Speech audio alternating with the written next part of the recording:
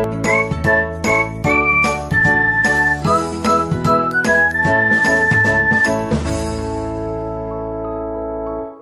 चलिए आज हम करते हैं आपके हिंदी पल्लव से पाठ 6 हार की जीत। ये एक कहानी है जो क्या है, एक साधु, एक घोड़े और एक डाकू के बीच के संवादों की कहानी है।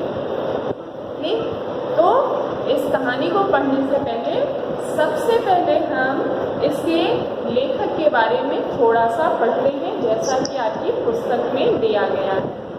आपकी पुस्तक में लिखा हुआ है, इस कहानी को लिखा है सुदर्शन जी ने। तो आपका जीवन परिचय पढ़ते हैं। सुदर्शन का वास्तविक नाम बद्रीनाथ शर्मा था, अर्थात ये सुदर्शन के नाम से लिखते थे और इनका रियल नेम, इनका वास्तविक नाम बद्रीनाथ शर्मा था। इनका जन्म 1896 ईस्वी में पंजाब राज्य के सियालकोट नामक स्थान में हुआ था। एक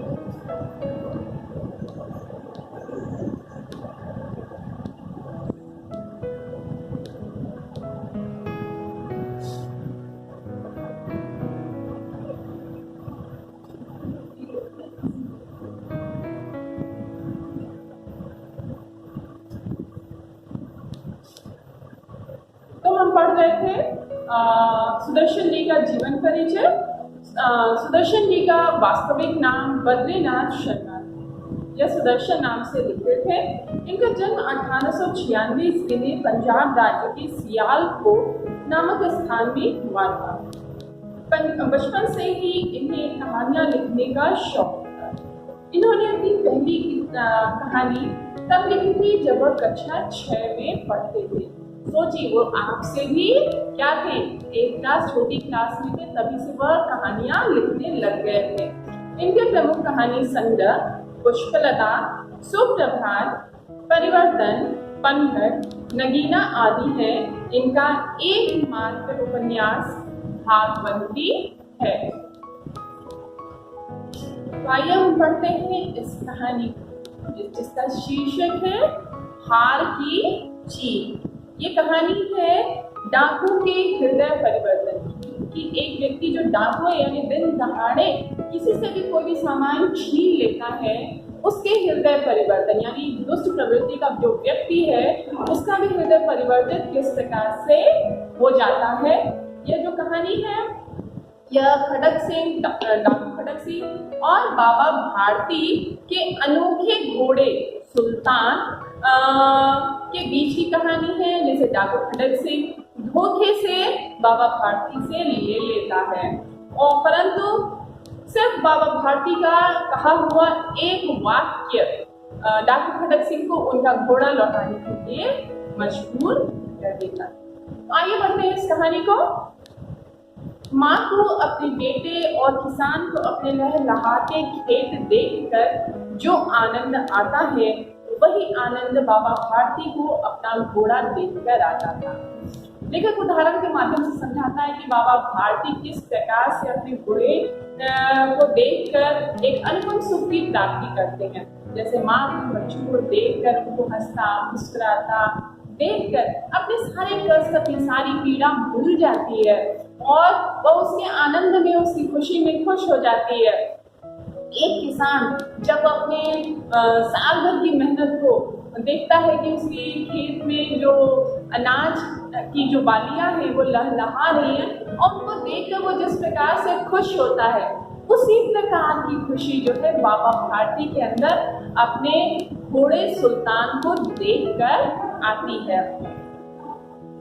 भगवत भजन से जो समय बचता वह घोड़े की भेंट हो जाता। बाबा भारती क्या थे, एक साधु व्यक्ति थे, तो वो दिन रात क्या करते थे, भगवान की भजन किया करते थे। लेकिन जब उसमें से जो भी थोड़ा थोड़ा समय मिलता था वो सारा समय वह अपने घोड़े सुल्तान को दे देते थे। वह घोड़ा बड़ा सुंदर तथा बलवान था, उसके जैसा घोड़ा सारे इलाके में न था। बाबा भारती उसे सुल्तान कहकर पुकारते थे। अपने हाथ से उसे साफ करते, खुद दाना खिलाते और उसे देख देख कर प्रसन्न होते थे। उन्होंने रुपया, माल, सामान, जमीन आदि अपना सब कुछ छोड़ दिया था। यहाँ तक कि उन्हें नगर के जीवन से भी घृणा थी। अब वे गांव से बाहर एक छोटे से मंदिर में रहते और भगवान का भजन किया करते थे। मैं सुल्तान के बिना नहीं रह सकूंगा, उन्हें ऐसा लगने लगा था। वे उसकी चाल पर लट्टू थे, लट्टू यानी मोहित थे, बहुत ज्यादा उनको उसकी चाल पसंद थी। कहते ऐसे चलता है जैसे मोर घटा को देखकर नाच रहा हो।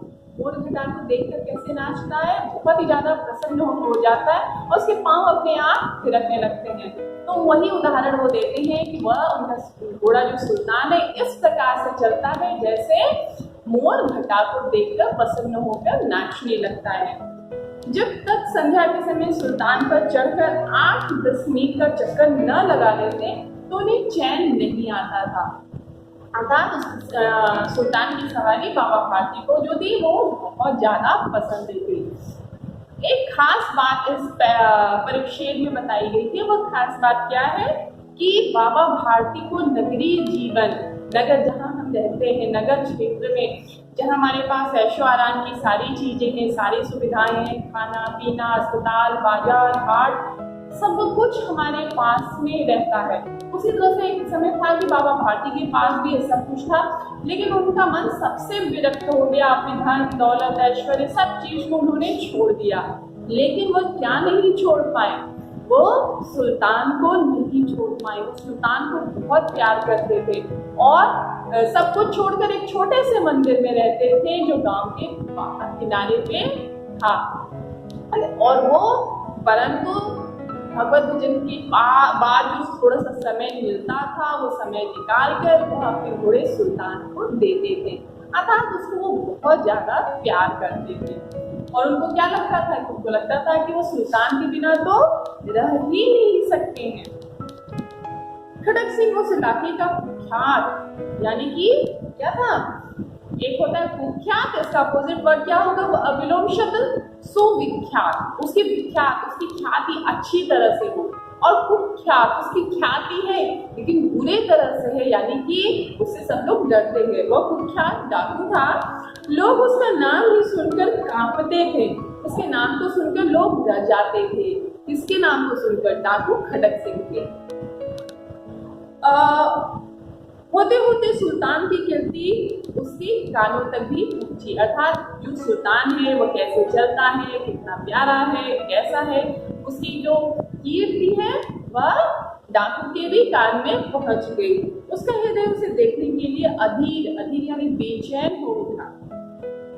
वह एक दिन दोपहर के समय बाबा भारती के पास पहुंचा और नमस्कार करके बैठ गया। बाबा भारती पास जाता है, वो उनको प्रणाम नमस्कार करता है और वहीं बैठ जाता है। बाबा भारती ने पूछा, खड़क सिंह क्या हाल है? बाबा भारती पूछते हैं कि क्या हाल है तुम्हारा? तो खड़क सिंह ने सिर झुकाकर उत्तर दिया, आपकी दया है। तो वो इधर कैसे आ गए? सुल्तान की चाल खींच लाई। विचित्र जानवर है, देखोगी तो प्रसन्न हो जाओगी। आपकी किसी अच्छी चीज की कोई तारीफ करे तो आपको भी अच्छा लगेगा। उसी तरह से डाकू खड़क सिंह जब सुल्तान की तारीफ करता है, बाबा भारती के घोड़े की तारीफ करता है, तो सुल्तान बाबा भारती को बहुत ही अच्छा लगता है। कहते विचित्र जानवर है, देखोगे तो प्रसन्न हो जाओगे। मैंने भी बड़ी प्रशंसा सुनी है, ऐसा डाकू खड़क सिंह कहता है। उसकी चाल तुम्हारा मन मोह लेगी। कहते हैं देखने में बड़ा सुंदर है। क्या कहना, जो उसे एक बार देख लेता कभी भुला नहीं पाता। उस पर डाकू खड़क सिंह क्या जवाब देता है, बहुत दिनों से इच्छा थी, आज आया हूँ। अर्थात सुल्तान को देखने की इच्छा उसकी बहुत दिन से थी। बाबा भारती और खड़क सिंह अस्तबल में पहुंचे। अस्तबल यानी जो घोड़ों के रहने का स्थान होता है। बाबा ने घोड़ा दिखाया घमंड से। खड़क सिंह ने घोड़ा देखा आश्चर्य से, उसको आश्चर्य से देखता रह गया। क्या उसकी कद काठी है, क्या उसके बाल है, देखने में कितना सुंदर है।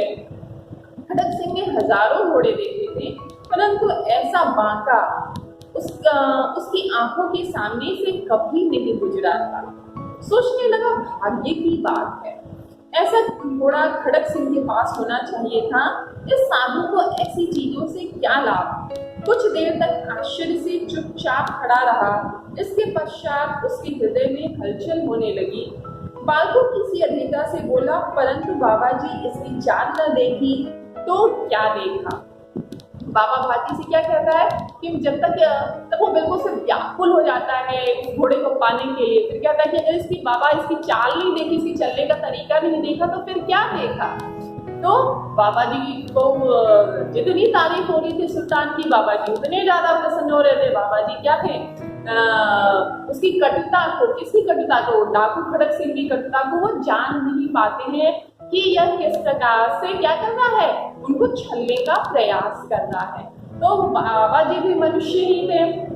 अपने वस्तु की प्रशंसा दूसरे के मुख से सुनते ही उनका हृदय अधीर हो गया। घोड़े को खोलकर बाहर ले गए और क्या कहते हैं, घोड़ा वायु वेग से उड़ने लगा, अर्थात उसकी चाल भी वायु के समान थी। जैसे हवा चलती है वैसे ही उसकी चाल थी, उसकी यानी सुल्तान की चाल। उसकी चाल देखकर खड़क सिंह के हृदय पर सांप लौट गया। वह डाकू था और जो वस्तु उसे पसंद आ जाए उस पर वह अपना अधिकार समझता था। उसके पास ताकत थी और आदमी थी। जाते जाते उसने कहा, बाबा जी मैं घोड़ा आपके पास न रहने दूंगा। वो क्या था, डाकू था। जो भी चीज होता था सामने से झपट, चोर नहीं था। डाकू खड़क सिंह, चोर में और डाकू में खासियत होती है, चोर चुपके से आके चुरा के लेके जाता है और जो डाकू होता है वो सामने से चीजों को उठा के या चुरा के लेके जाता है। तो वो क्या करते हैं, वो अब बाबा भारती को यह बात कह के जाता है। बाबा भारती अब उसकी इस बात से, चूंकि वह डाकू रहता है इस वजह से उसकी बात से वो डर जाते हैं। अब उन्हें रात को नींद न आती थी। सारी रात अस्तबल की रखवाली में वो कटने लगा। हर समय खड़क सिंह का भय लगा रहता। कई मास बीत गए, मतलब कई महीने बीत गए और वह न आया। डाकू जो खड़क सिंह था वो नहीं आता है। आता भी होगा तो देख के चला जाता होगा कि बाबा जी रखवाली कर रहे हैं, बाबा जी क्या कर रहे हैं। फिर धीरे धीरे बाबा भारती कुछ असावधान हो गए। कहते हैं ना, सावधानी हटी और दुर्घटना घटी। तो धीरे धीरे बाबा जी क्या होते, थोड़े से असावधान हो गए और इस भय को स्वप्न के भय की तरह समझने लगे। अर्थात एक बुरा सपना समझने लगे कि डाकू खड़क सिंह जो था वह उनको क्या किया था, वह उनको एक प्रकार से धमकी दिया था। वह एक बुरा सपना था। संध्या का समय था। बाबा भारती सुल्तान की पीठ पर सवार होकर घूमने जा रहे थे। इस समय उनकी आंखों में चमक थी, मुख पर प्रसन्नता। कभी घोड़े के शरीर को देखते, कभी उसके रंग को, और मन में फूले न समाते थे। अर्थात उसकी कदकाठी में तो बाबा भारती ऐसे ही फिदा थे, तो उसको देख देख के वो फूले नहीं समा रहे थे, प्रसन्नता से भरते चले जा रहे थे। अचानक एक ओर से आवाज आई, ओ बाबा इस कंगले की सुनते जाओ, कंगाल व्यक्ति की सुनते जाओ। आवाज में करुणा थी। बाबा ने घोड़े को रोक लिया। देखा एक अपाहिज वृक्ष की छाया में पड़ा हुआ राम रहा था। बोले, कहो तुम्हें क्या कष्ट है। उससे पूछे, बताओ तुम्हें क्या दुख है, क्या कष्ट है। अपाहिज ने हाथ जोड़कर कहा, बाबा मैं दुखिया हूँ, मुझ पर दया करो। रामा वाला यहाँ से 3 मील है, मुझे वहां जाना है।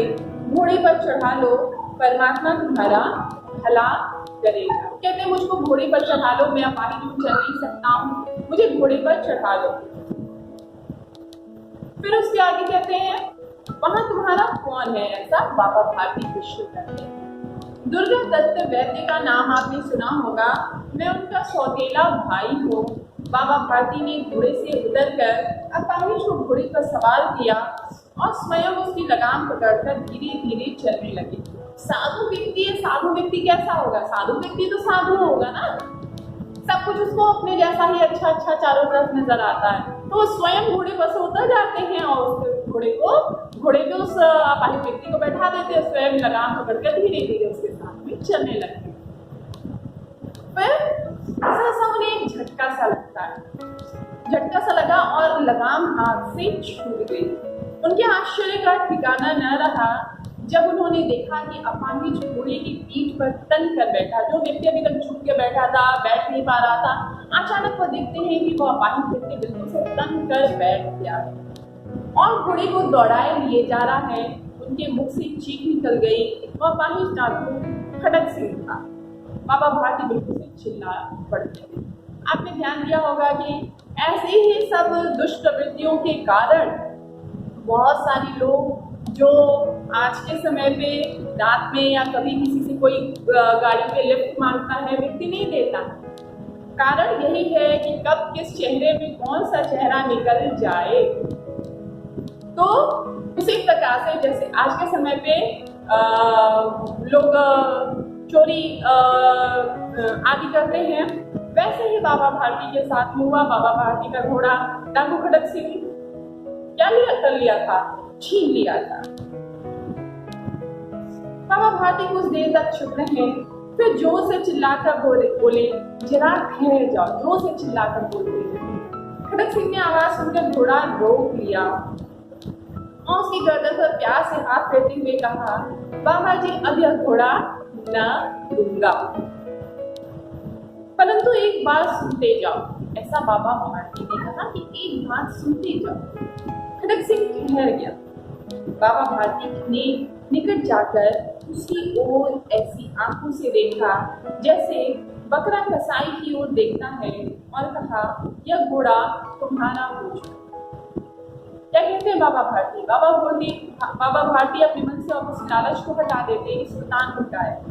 कहते हैं यह घोड़ा तुम्हारा हो चुका, मैं तुमसे इसे वापस करने को न कहूंगा। वो कहते हैं कि मैं अब तुमसे इसको वापस नहीं मांगूंगा, सुल्तान को मैं अब वापस नहीं चाहता, परंतु खड़क सिंह केवल एक प्रार्थना करता हूँ, उसे स्वीकार मत करना। उस समय भी बाबा भारती गुस्सा नहीं होते, क्रोधित नहीं होते। वो क्या करते हैं? वो कहते हैं, डाकू से कहते हैं, खड़क सिंह से कहते हैं, आप और हम होते तो कहते मार डालेंगे, काट डालेंगे, मेरा वापस करो। परंतु बाबा भारती क्या कहते हैं? वो कहते हैं मैं तुमसे एक प्रार्थना करता हूँ, उसको स्वीकार कर लेना, उसको स्वीकार मत करना, नहीं तो मेरा दिल टूट जाएगा, नहीं तो मेरा दिल टूट जाएगा। तो बाबा की बात सुनकर जो खड़क सिंह रहता है वो भी कहता है, भाई खड़क सिंह के लिए इससे अच्छी बात क्या हो सकती है कि वो कहता है कि भाई मत मांगो। तो कहते बाबा आज्ञा कीजिए, मैं आपका दास हूँ, केवल यह घोड़ा न दूंगा। अब घोड़े का नाम न लो। बाबा कहते हैं घोड़े का नाम लो, मतलब बाबा तो नाम लोगे तो मेरे दिल में उसके लिए फिर से करुणा और ममता जगेगी। कहते हैं घोड़े का नाम मत लो, मेरी प्रार्थना केवल यह है कि इस घटना को किसी के सामने प्रकट न करना। कहते हैं इस घटना को तुम किसी के सामने मत बताना। कौन सी घटना को? यह घटना कि जो बाबा भारती ने क्या किया, एक अपाहिज व्यक्ति को क्या करता है, वो अपने साथ अपनी मदद करता है, उस घोड़े पे बिठाता है, उसको लेके जाता है। तो कहते हैं तुम इस घटना का जिक्र जो है किसी से मत करना। खड़क सिंह का मुंह आश्चर्य से खुला रह गया। अगर किसी क्या चोरी डकैती हो जाती है तो सबको बताता है, देखो ऐसा हो गया, डॉक्टर खड़क सिंह लेके गया, चुरा लिया, बहुत खराब आदमी है, साधु का सामान चुरा लिया, होता है ना। तो वो क्या करता है, वो बाबा भारती क्या कहते हैं, तुम इस घटना को किसी को मत बताना। अब आगे पढ़ते हैं कि वो ऐसा क्यों कहते हैं कि तुम इस घटना को किसी को मत बताना। इसका क्या उद्देश्य हो सकता है? खड़क सिंह ने बहुत सोचा, बहुत सर मारा, परंतु कुछ समझ न सका। विचार करता है खड़क सिंह को, उसकी समझ में कुछ नहीं आता है। हाँ, तो उसने अपनी आंखें बाबा भारती के मुख पर गड़ा दी, पूछा, बाबा जी ऐसा क्यों? सुनकर बाबा भारती ने उत्तर दिया, लोगों को यदि इस घटना का पता लग गया तो वे किसी गरीब का विश्वास नहीं करेंगे। यह कहते कहते उन्होंने सुल्तान की ओर से इस तरह मुंह मोड़ लिया जैसे उनका उससे कोई संबंध ही न रहा हो। वो कहता है कि मतलब कि अगर तुम जो है इस घटना का जिक्र किसी से करोगे तो फिर कोई भी एक गरीब व्यक्ति पर भरोसा नहीं करेगा कि गरीब व्यक्ति कभी सच भी कह सकता है। वो सब सोचेंगे कि इस गरीब के चेहरे के पीछे कोई ना कोई डाकू जरूर छिपा बैठा है, कोई ना कोई ख्यात आदमी जरूर छिपा बैठा है, तो और तुम्हारी वजह से लोग गरीबों की मदद करना छोड़ देंगे।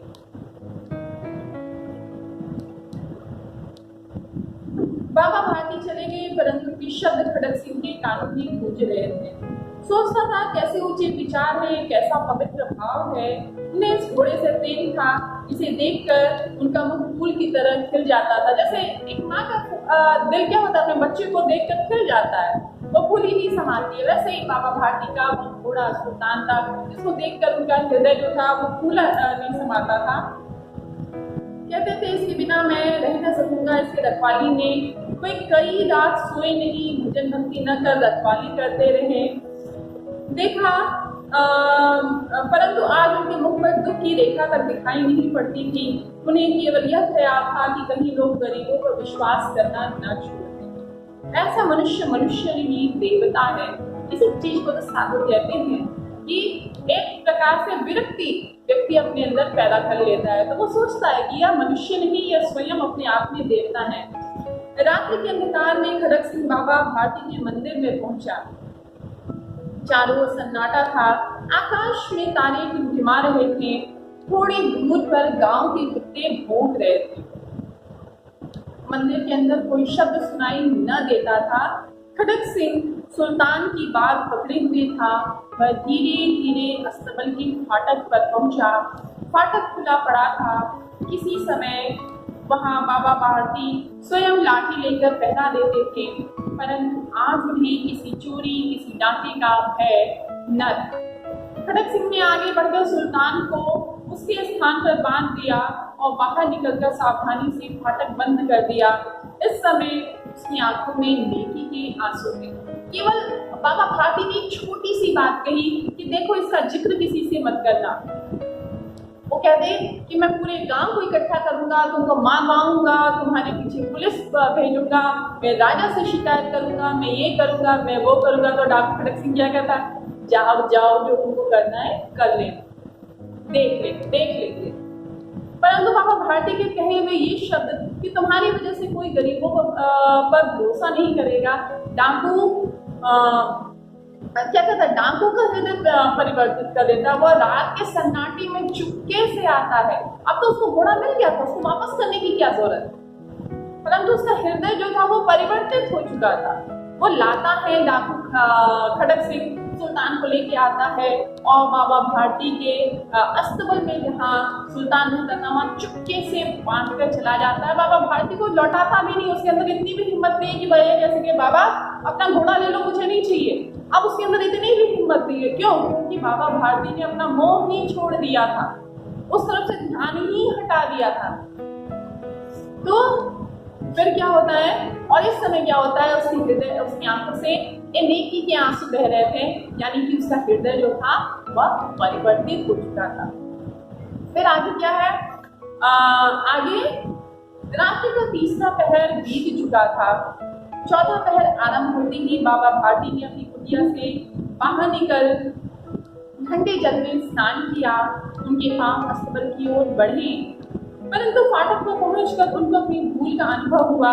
साथ ही घोर निराशा ने उनके पांव को मन भर का भारी बना दिया।